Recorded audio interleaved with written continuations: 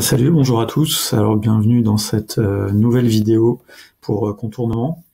Aujourd'hui, on va s'intéresser à un outil qui est assez en vogue en ce moment dans le mouvement no-code qui s'appelle Adalo. Alors Adalo, c'est quoi? C'est un app builder, donc on va le ranger dans cette catégorie. Si vous allez sur notre site nocoders.fr, là où on liste tous les outils par exemple, c'est là que vous allez le trouver. Donc App Builder, création d'app quand on dit application. Alors, dans le cas d'Adalo, ça inclut des applications mobiles, natives, on reviendra dessus après, mais aussi de sites web riches avec des interactions. Donc, quand on dit app, pensez Airbnb, Uber, voilà, pas juste un site vitrine. Si vous voulez faire un site vitrine, bon, Adalo, ça aura pas trop d'intérêt. Vous serez limité, utilisez plutôt Webflow, utilisez plutôt Strikingly, enfin, voilà, ça c'est le sujet d'autres vidéos. Donc là, on est dans un concept d'app builder.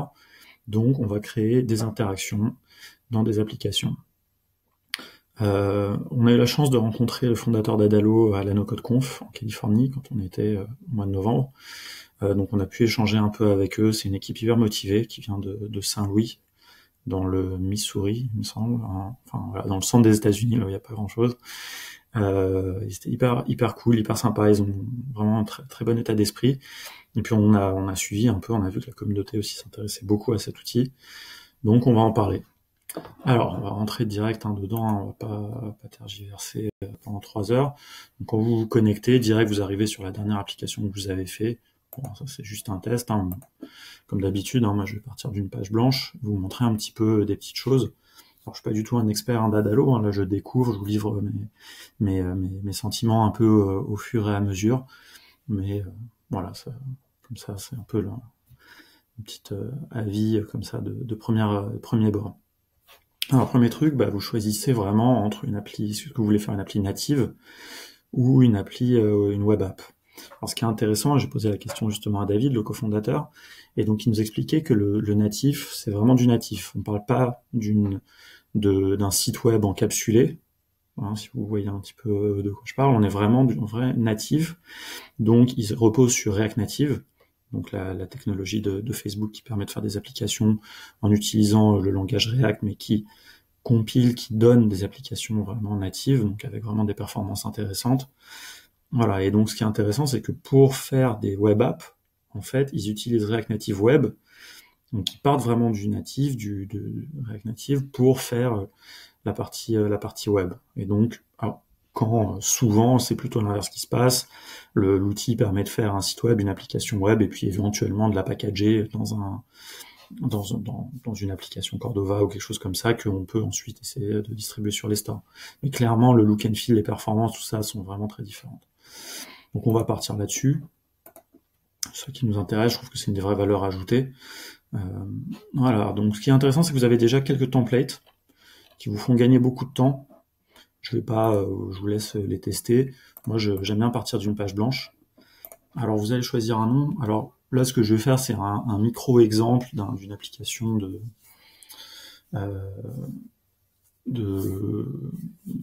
gestion de contact. Voilà, donc on va l'appeler comme ça, Contact Manager.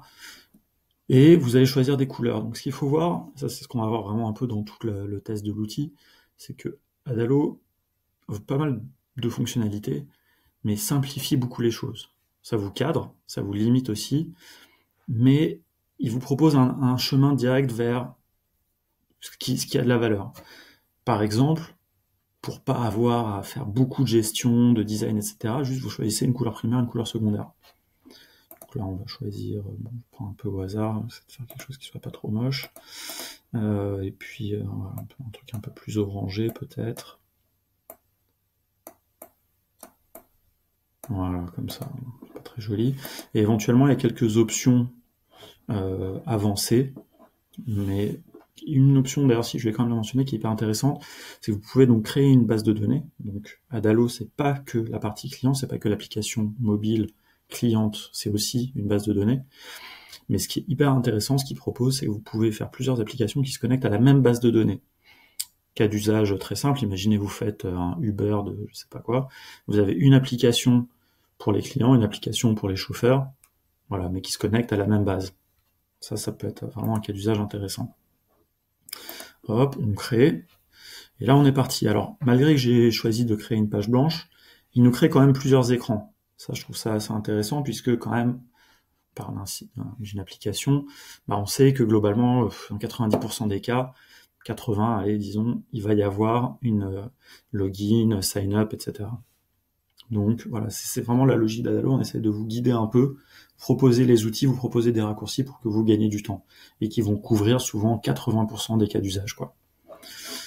Alors, la gestion des écrans, je vais vous montrer un petit peu. Donc là, on est dans notre gestion. Un truc que j'aime bien dans Adalo, c'est qu'en fait, vous avez ici, si je zoome, tout ça, tout ce canevas, c'est pas juste un écran à la fois. Vous voyez tous vos écrans. Et ça, je trouve que c'est assez intéressant. Vous pouvez vous balader avec les flèches si vous zoomez beaucoup. Voilà, vous pouvez un petit peu scroller comme ça, vous balader avec le trackpad, c'est assez intuitif. Et puis, vous pouvez zoomer, dézoomer, quoi. Alors, je vais gérer les écrans. Alors ici, bon, il y a tout ce qui est branding. Donc là, c'est si jamais vous voulez changer vos couleurs en cours de route. Vous pouvez choisir la couleur de fond, la couleur du texte. Hop, je vais le mettre en noir. Et puis le fond, éventuellement, pour les mettre d'une autre couleur. On va laisser comme ça. Ici, vous allez gérer les écrans. Donc moi, par exemple, je vais faire une application très simple. Il n'y aura pas de sign-up, par exemple. Hop, j'efface. Le login sign-up, je le supprime. Et donc, c'est ma home qui devient ma page d'accueil. Hop, je vais zoomer un peu dessus. Voilà, je peux me déplacer. Donc on va voir après. Bon, je finis de vous décrire un peu les trucs. Ici, j'ai la gestion de la base de données. Donc vous voyez, tout est très simple, très simplifié. Vraiment, le design, je trouve que ça, c'est un des points forts d'Adalo. On va droit au but. Vous avez déjà une base de données user, ça c'est classique. Je clique sur la base de données. Je vois les différents champs. Si je veux en ajouter une, je peux. Par exemple, si je veux là dans mon application, je vais pas faire de user, mais voilà, si je voulais une image, je choisis un type image et puis je mets portrait de l'utilisateur, par exemple. Voilà, et là j'ai modifié mon type de données user. Je vais en créer un autre, créer une base contact. Et puis comme propriété, donc il y aura le nom du contact, et puis je vais mettre, qu'est-ce que je vais mettre? Je vais mettre son email.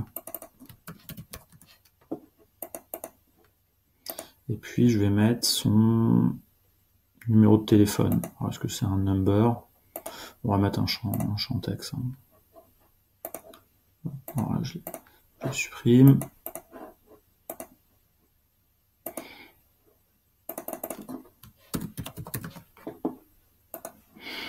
Voilà, donc là j'ai une base de données très simple qui va gérer mes contacts, et puis le but c'est que l'application simplement elle va afficher mes contacts.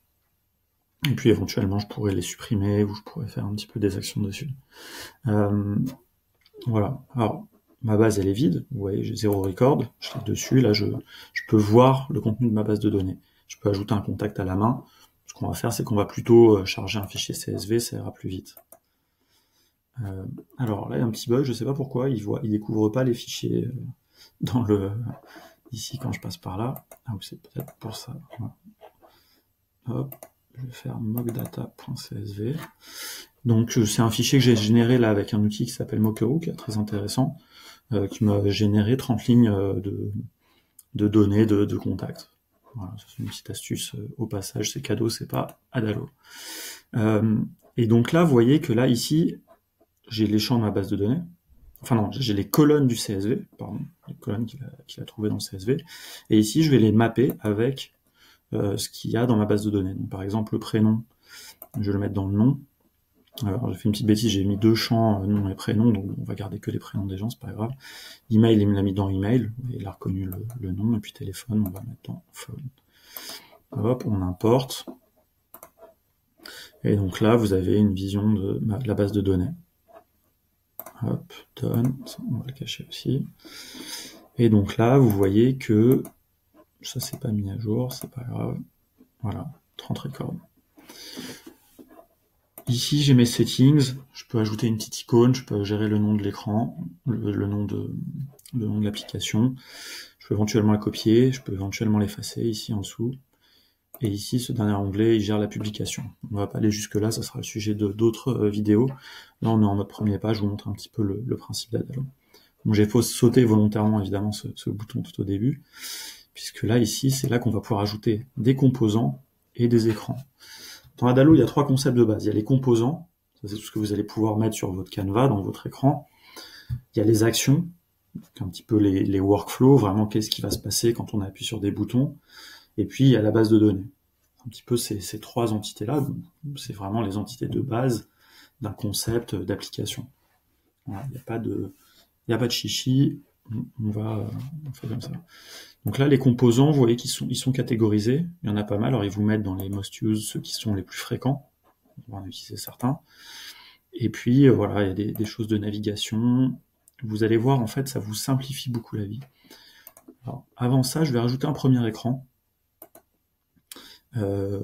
qui va être un écran d'accueil. Ici, donc là, le plus, j'ai composants, mais je peux ajouter des écrans. Et donc là, vous voyez, à nouveau, que j'ai plusieurs types d'écrans. Déjà, donc, des écrans simples, des écrans d'info, des écrans d'accueil, ici. Voilà, par exemple, celui-là, je le trouve assez cool. Hop, je l'appelle Welcome. Et c'est créé. Et celui-là, ce Welcome, alors, hop, on vient à la gestion des écrans. En fait, je vais dire que lui, pas ici, c'est lui qui va être le home screen. Voilà.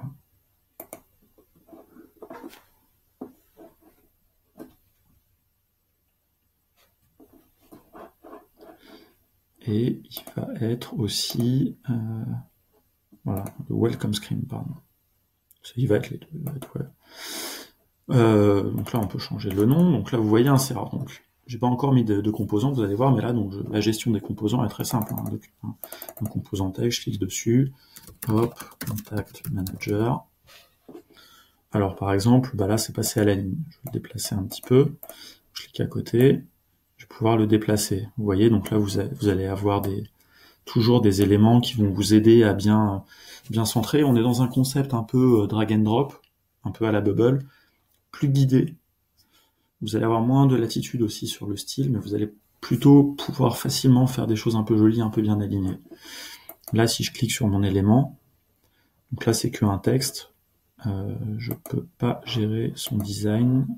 Si, ici, avec le style. Voilà, vous voyez, ce bouton, par défaut, il est caché. Parce que, et encore plus dans le contexte de contournement où on est vraiment dans une logique de faire des prototypes, etc. On essaie de vous cacher tout ce qui vous sert pas tout de suite. Donc d'être vraiment très efficace dans Adalo, c'est ça qui me plaît beaucoup. Mais vous pouvez gérer quand même les styles. Vous pouvez dire si c'est fixé, vous pouvez gérer la largeur, la taille de la fonte, si vous voulez que ce soit plus gros, que ça soit centré. Voilà, il y a différentes choses que vous allez pouvoir gérer. Pas tout non plus. Voilà, il n'y a pas, par exemple, d'abstraction du CSS, vous n'allez pas vouloir faire des styles réutilisables, etc. Pas pour l'instant, du moins. L'image, on va choisir une autre image. Voilà, celle-là, par exemple, je trouve sympa. Alors, il vous propose comment est-ce que vous voulez la cropper. Est-ce que c'est en full et donc c'est pas croppé. Il s'adapte un peu suivant la taille. Ça, on efface. Et ça, c'est pas un bouton sign up, ça va être un bouton, on va appeler, on va dire démarrer. Voilà. Hop, chut. Donc, très simplement. Et donc là, vous voyez, donc, je peux choisir le type de bouton. C'est des choses un peu de style. S'il y a une icône dans le bouton, pourquoi pas, ça peut être sympa, on peut mettre ça comme ça, hop. Différents paramètres ici, bon, elles sont cachées en dessous, mais bon, vous imaginez un petit peu les différentes choses. Et puis ici, les actions. Donc ça, on commence à rentrer dans le vif du sujet, c'est là où on va commencer à faire une application. Alors là, on va faire une action simple, ça va être un lien qui va nous emmener vers la page d'accueil, tout simplement. Voilà. On pourrait très bien faire d'autres actions. On peut faire vraiment littéralement des workflows, des choses un petit peu plus complexes. Voilà, donc ça c'est la page d'accueil. Et ici, qu'est-ce que je veux faire? Eh ben, je vais faire très simplement, je vais afficher mes contacts. Afficher mes contacts, ça va s'appuyer ici. Je vais prendre la liste simple, je clique, vous voyez, hop, ça me le cale. Et donc, ça vous le cale dans les rails un peu, ça vous met la bonne largeur. C'est assez pratique. D'ailleurs, non, je vais pas mettre celle-là, ça me plaît pas trop. Je vais faire une liste un petit peu plus... voilà, avec des boutons. Voilà, celle-là. Voilà. Donc j'ai mis une liste. quand vous mettez une liste, vous devez préciser de quel type est la liste, quel type en rapport à la base de données. Donc là, par exemple, ça va être des contacts. Et là, vous allez pouvoir mapper un peu les informations que vous voulez mettre. Alors, vous pouvez éventuellement filtrer, faire des tris. On va trier par... on va pas filtrer, on va trier par ordre alphabétique avec le nom. Maximum, pas de maximum. Et on veut, voilà, 2 colonnes. Si on clique, nous, on va pas aller trop loin dans cette application, mais on pourrait faire que on-click, on va sur la page de détail d'un utilisateur. Ça, je vais le déplacer là parce que sinon ça m'emmerde. Le titre, eh ben, je mets le contact name.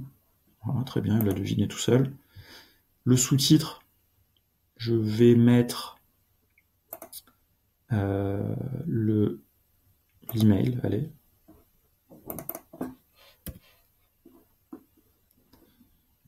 Le média, alors malheureusement on n'a pas d'image, donc à la limite peut-être ce que je vais faire c'est que je vais simplement le cacher. Et dans le body, on va pas mettre le body non plus, allez, on va faire une liste toute simple.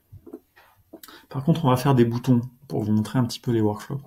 Déjà je peux m'arrêter là peut-être et voir un petit peu ce que ça donne. Parce que quand je veux voir ce que ça donne, preview, clac, ça lance, mon écran d'accueil, démarrer. Vous avez vu la petite transition un peu sympa, un peu smooth. Et là, je vois tous mes contacts.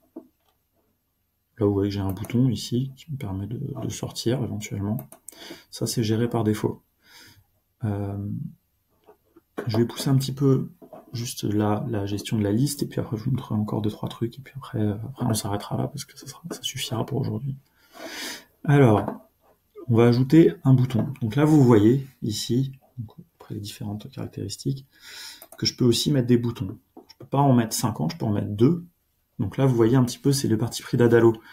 Tout n'est pas complètement flexible, mais tout doit marcher quand même. Tout doit marcher dans 80% des cas. Donc là, par exemple, admettons, je vais mettre un bouton qui me permettrait d'effacer ce contact. Voilà, un bouton tout simple, je peux éventuellement gérer sa couleur, on va laisser. Action, qu'est-ce que j'ai comme action? Alors vous avez vu les liens, ça c'est pour la navigation, c'est pas très intéressant. Base de données, ça m'intéresse plus. Je peux créer un record, update un record ou effacer un. Bah là on va faire hop, effacer.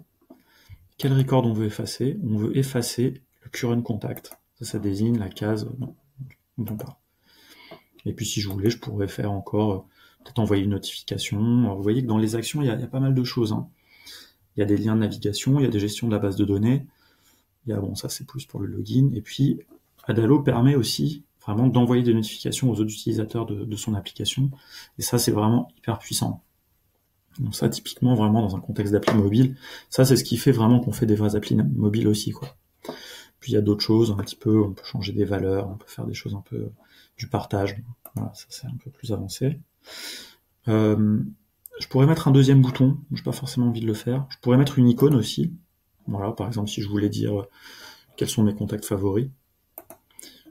Ou alors, par exemple, ce que je pourrais faire, tiens, je vais le faire, je vais faire une icône en fait qui va, quand je vais cliquer dessus, ça va me dire à quel moment j'ai contacté la dernière fois cette personne. Ça va enregistrer que je viens de l'appeler en fait. Voilà, c'est une petite idée en live. Alors je sais pas, est-ce que j'ai une petite icône phone? Voilà, donc on va cliquer ça et on va dire que quand on clique ça, ça veut dire que j'ai appelé la personne et donc je veux m'en souvenir. Je vais faire un update record. Je vais update le current contact. Et alors qu'est-ce que je vais update? Ah ben, j'ai pas mis de la colonne que je veux, ça c'est pas très malin. Donc on retourne ici. Puis on va ajouter une colonne, hein. On va ajouter une colonne date qu'on va appeler last call. Hop. Je reviens, je clique là. Donc qu'est-ce que j'ai mis? Voilà. J'ai mis un premier bouton, j'ai mis une icône. Donc j'ai pas ajouté d'action. Action, update record, current contact. Qu'est-ce que je veux faire? Ici, je vais mettre une valeur. Je vais mettre une date qui est le current time. Comme ça, à chaque fois que je vais cliquer, ça va mettre à jour à quel moment j'ai appelé la personne. Alors ce qu'on peut faire, ce qui peut être intéressant à la limite, c'est de justement là, de se mettre dans le body, je l'avais désactivé. Je vais mettre dernier rappel. Et puis je vais introduire ici cette valeur-là. Voilà. On va voir ce que ça donne. Hein. Est-ce que ça va fonctionner? Peut-être que ça va pas fonctionner, ça va être un fail en live. Alors déjà je vais tester le bouton effacer. Hop, effacer. Ça marche.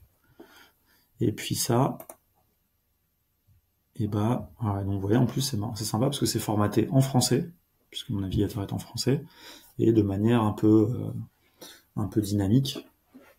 Voilà, hop, je vais cliquer là aussi. Et puis je vais partir.